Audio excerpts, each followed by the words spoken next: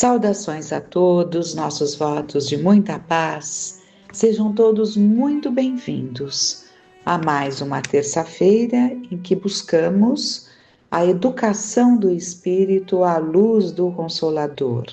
Estamos estudando num dos capítulos do livro dos Espíritos, a Lei da Liberdade. E neste capítulo falamos sobre o livre-arbítrio, sobre a fatalidade e trouxemos um exemplo para que entendamos bem o que seja a fatalidade, né? Para que entendamos as consequências do livre-arbítrio, situações que possam ser criadas, não é? E vamos ver mais uma situação, para que fique bem claro, né? Esse ensinamento trazido através, por Allan Kardec, que colheu dos espíritos superiores todo esse aprendizado e nos trouxe com ponto, então, a terceira revelação, que é o Espiritismo. Então, vamos ver, num livro muito interessante, Instruções Psicofônicas do Chico Xavier, Francisco Cândido Xavier.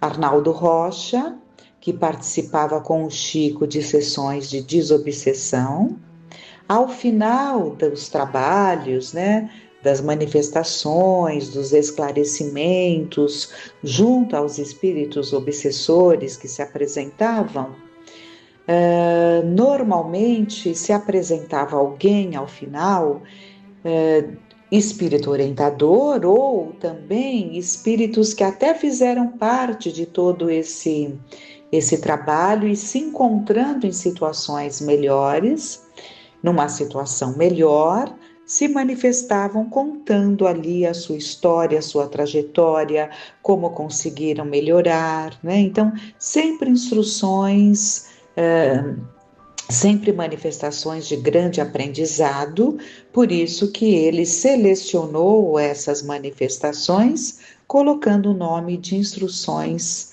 psicofônicas, porque se deram através da psicofonia, não da psicografia. Mas vamos lá.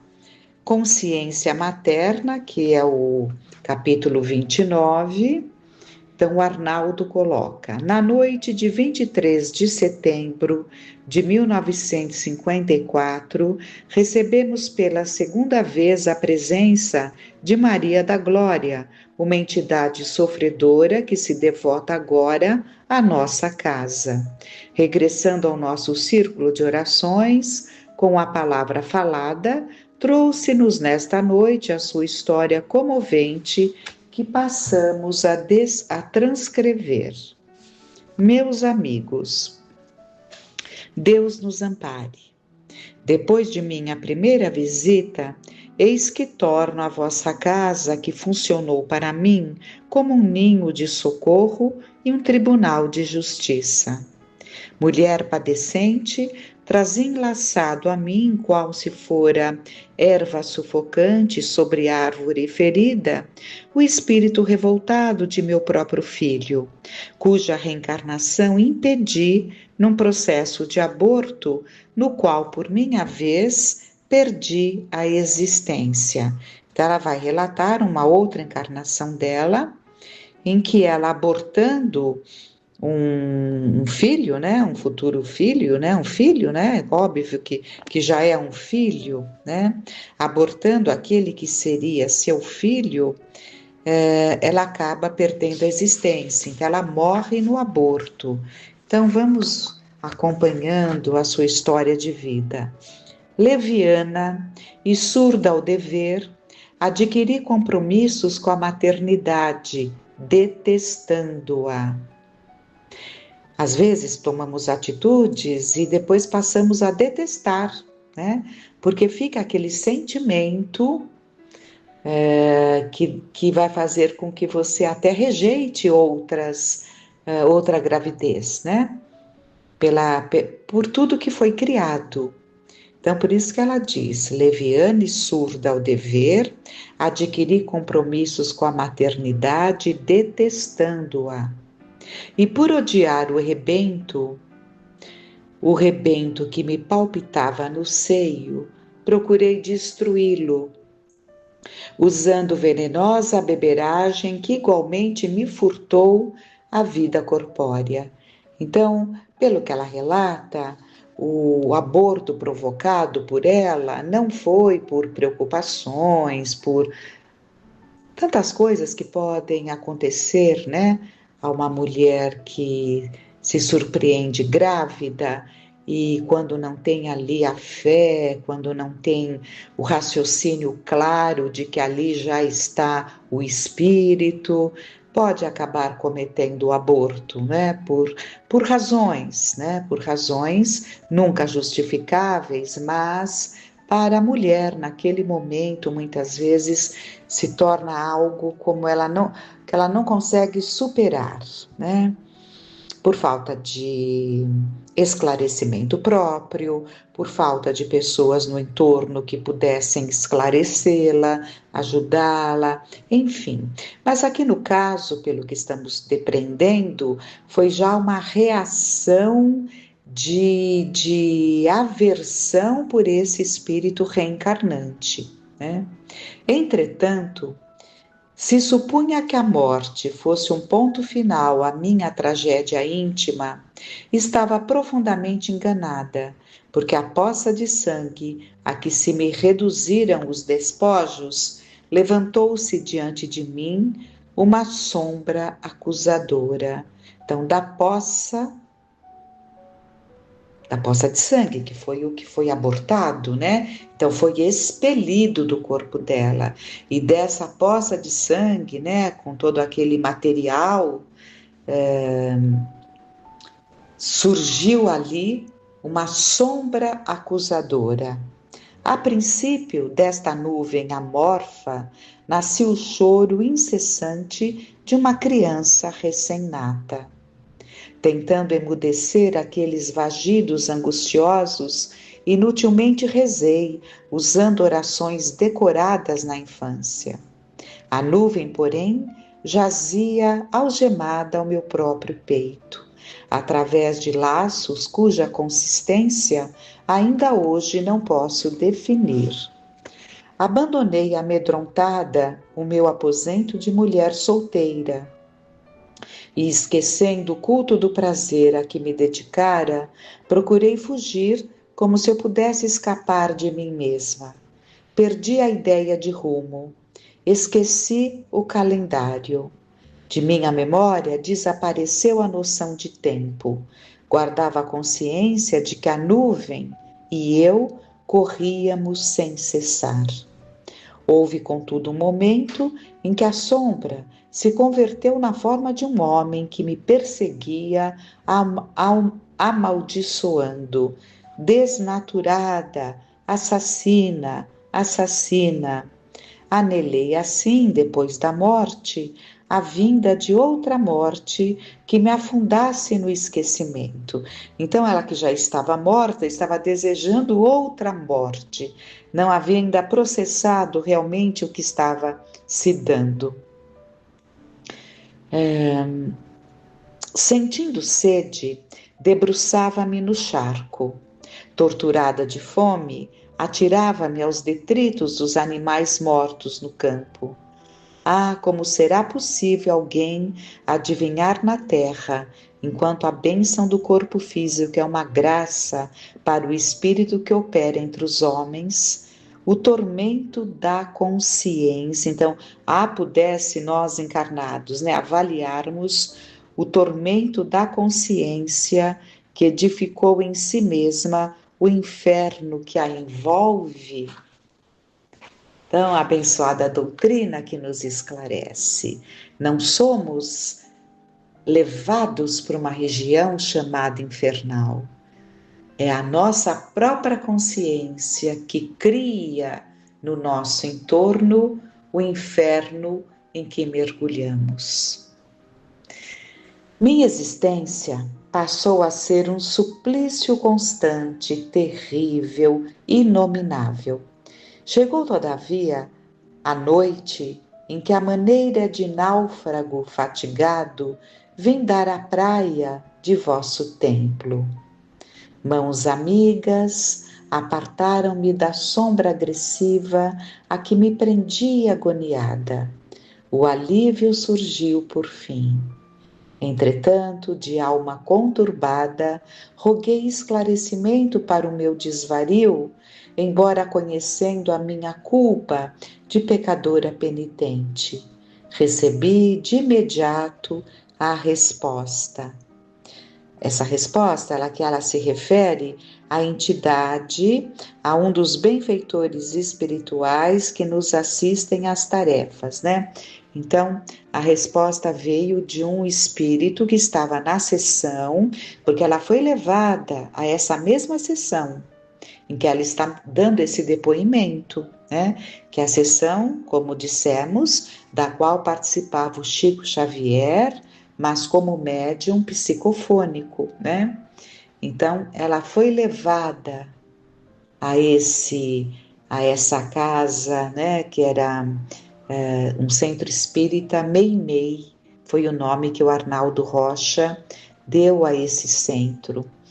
E então, ela diz que recebeu a resposta: um de vossos amigos, justamente aquele que me acompanha aqui nesta noite, com fins educativos, submeteu-me a longa intervenção magnética e fazendo com que minhas reminiscências recuassem no tempo, vi-me no rio, menina mal nascida, amparada por nobre mulher.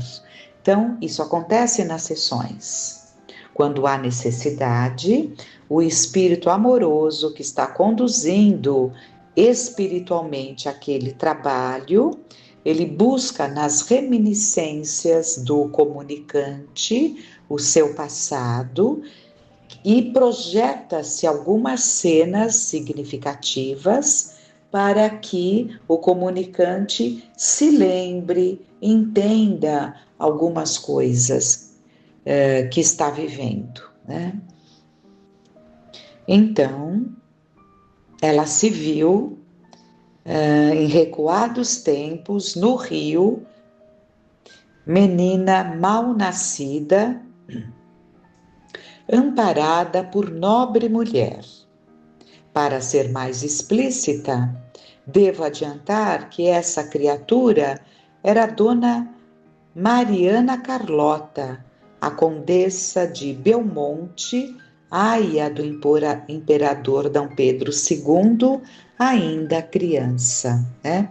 Então, D. Pedro ainda era pequeno e essa condessa de Belmonte pertencia a essa família, né? Então,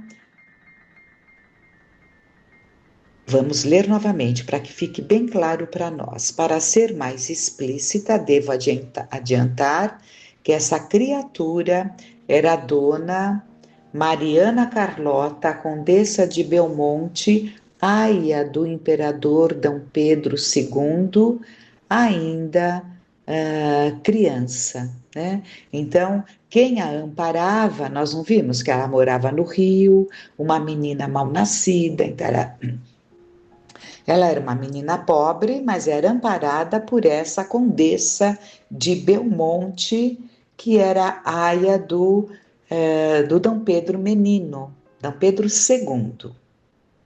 Aia é aquela que cuida, né? Fui conduzida ao leito de pálida menina enferma, que morria pouco a pouco. Essa menina era a princesa Dona Paula, que se afeiçoou a mim com natural carinho. Mas, por morte dela, eu ficava aos 13 anos novamente desamparada. No entanto, benfeitores do palácio estenderam-me braços generosos e fui mantida em São Cristóvão na posição de criado humilde. Aos 20 de idade, desposei um artesão da casa real. Miguel era o nome do meu marido. 2 filhas vieram ao nosso encontro.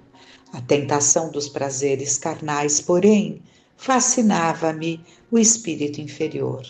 Foi assim que aceitei a proposta indigna de um homem que me arrancou do lar para a delituosa aventura. Na tela de minhas recordações, surgiu então a noite do dia 4 de setembro de 1843, noite festiva que consagrou o casamento daquele que era o imperador do Brasil.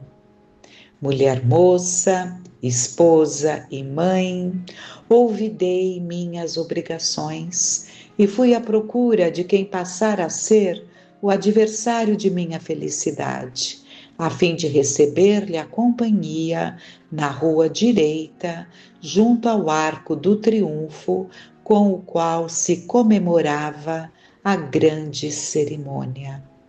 O Rio, nesta data, acolhia a nova imperatriz dos brasileiros.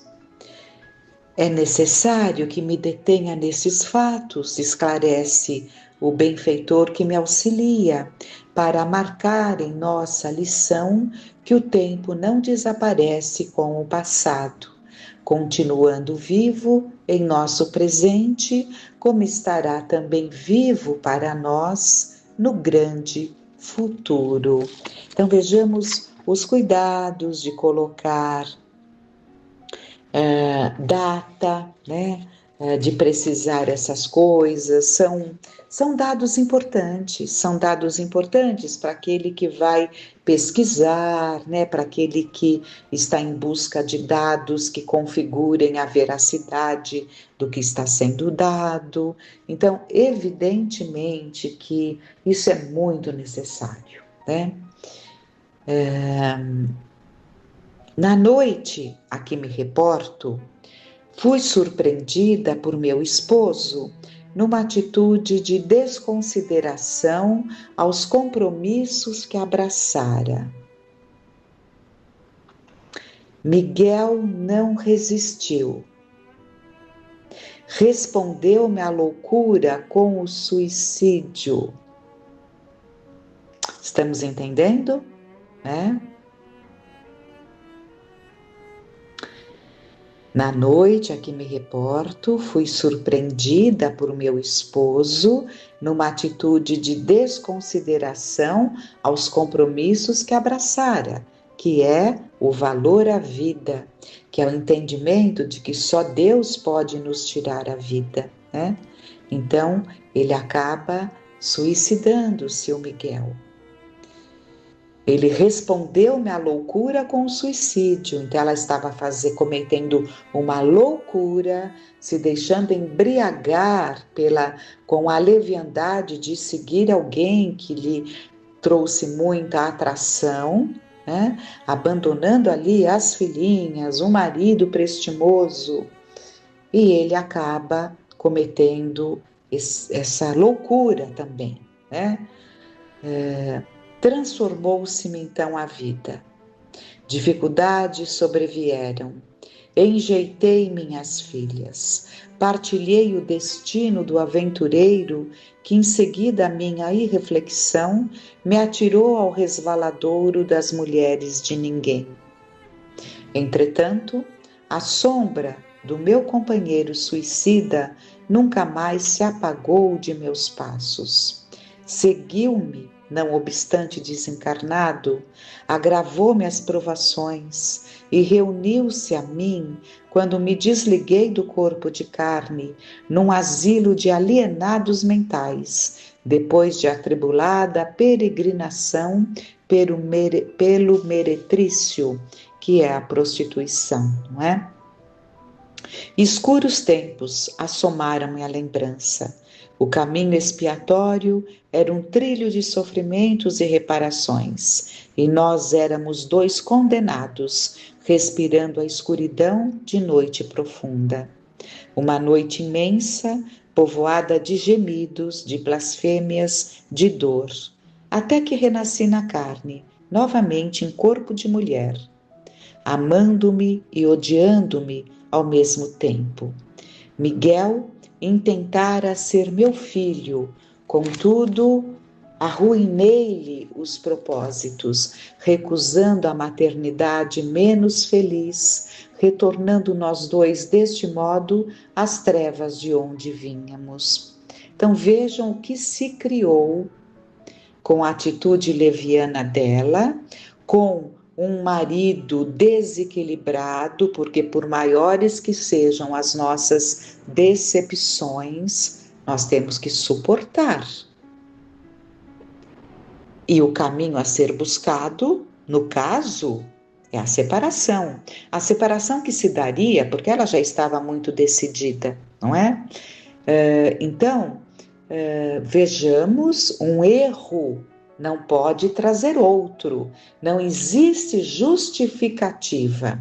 Por mais que alguém tenha ferido o nosso coração, isso não nos dá o direito de atentarmos contra a nossa própria vida, nem tampouco contra a vida daquele que nos traiu. Isso tem que ficar muito claro para nós. Existem outras formas de nós contornarmos as dores profundas que nos alcançam com a atitude de alguém. Mas temos que buscar essas outras formas. Mas percebemos claramente que ele não era um espírito preparado. Por quê? Provoca o próprio suicídio, mas se mantém como um obsessor dela, sem separar-se dela. Então, nós vimos que ela relata que ela teve uma encarnação que ora ela se amava, ora ela se detestava, porque a presença desse espírito já causava sentimentos difíceis, não é?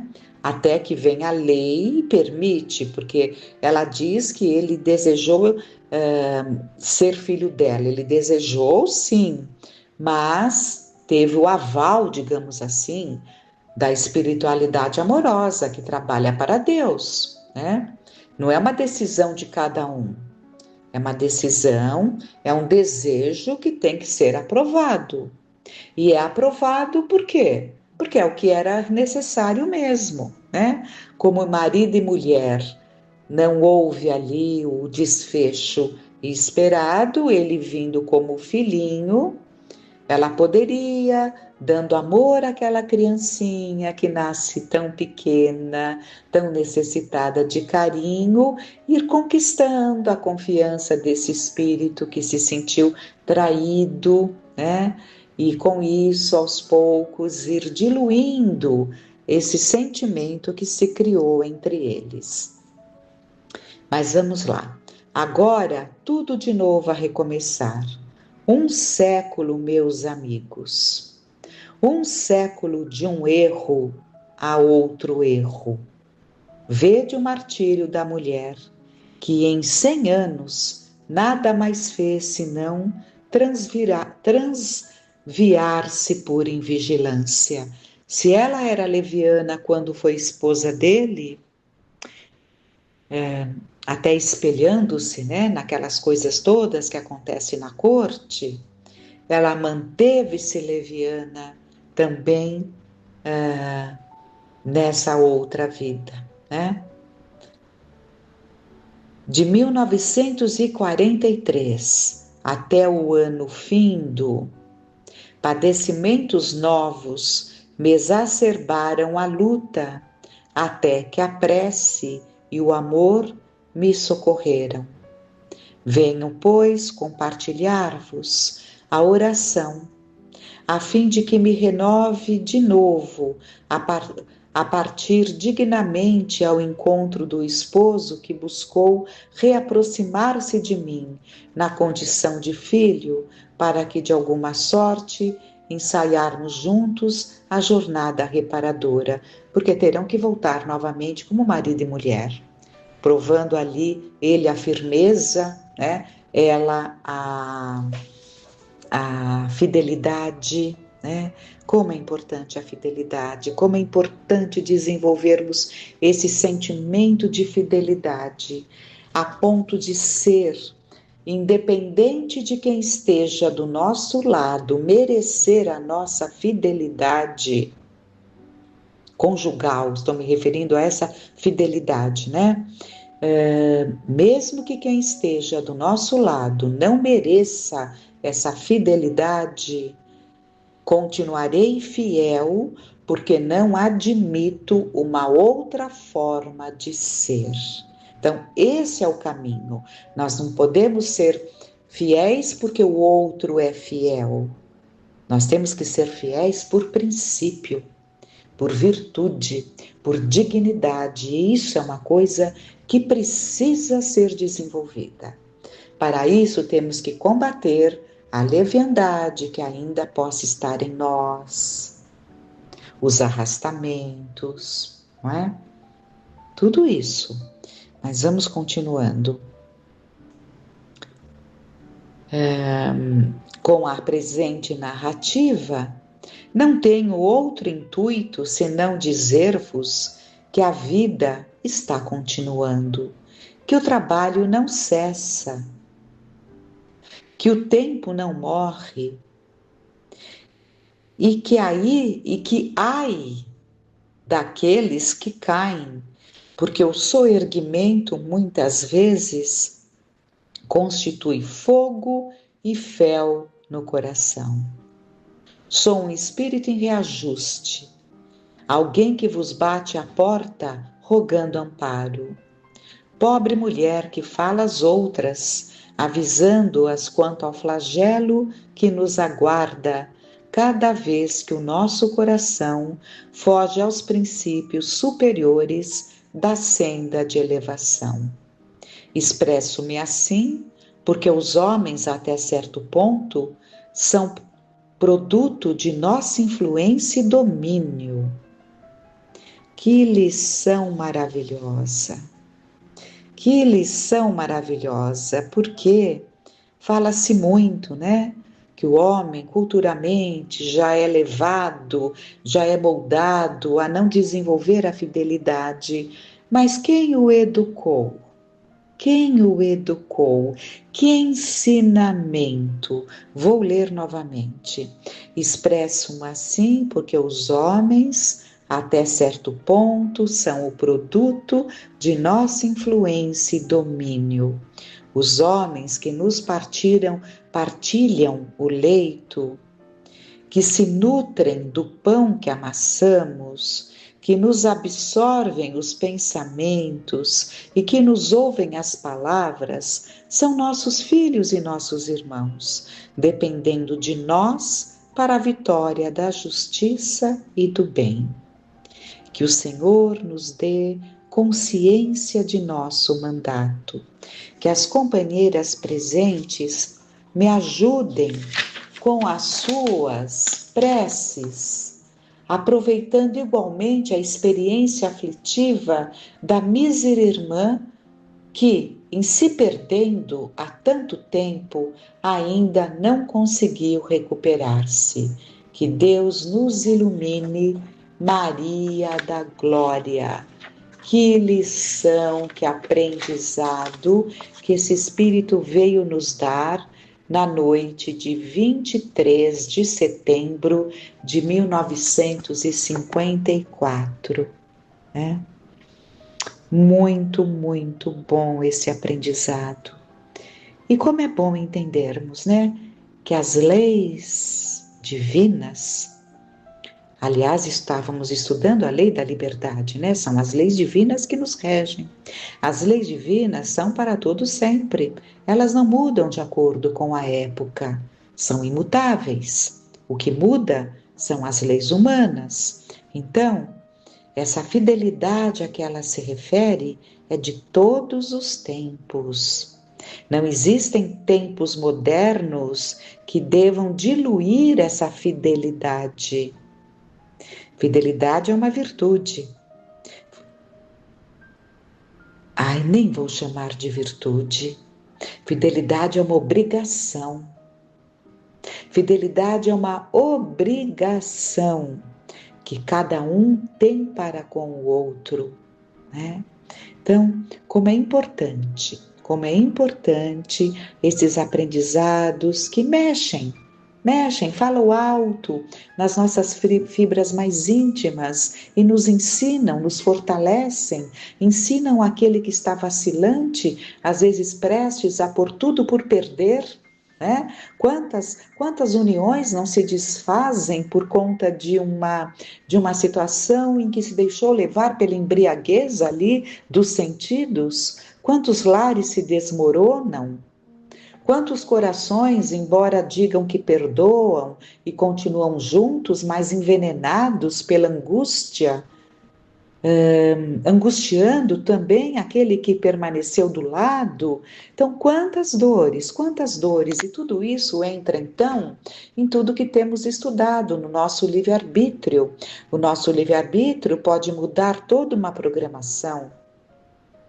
Situações que não seriam para acontecer, que não podemos chamar de fatalidade porque foram provocadas. Então, reflitamos muito, busquemos sempre momentos de silêncio interior.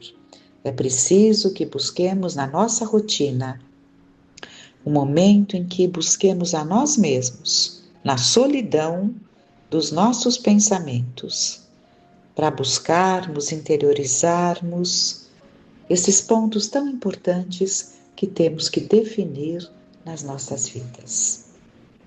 Que fiquemos em paz, que as bênçãos de Deus, de Jesus, nos envolvam a todos.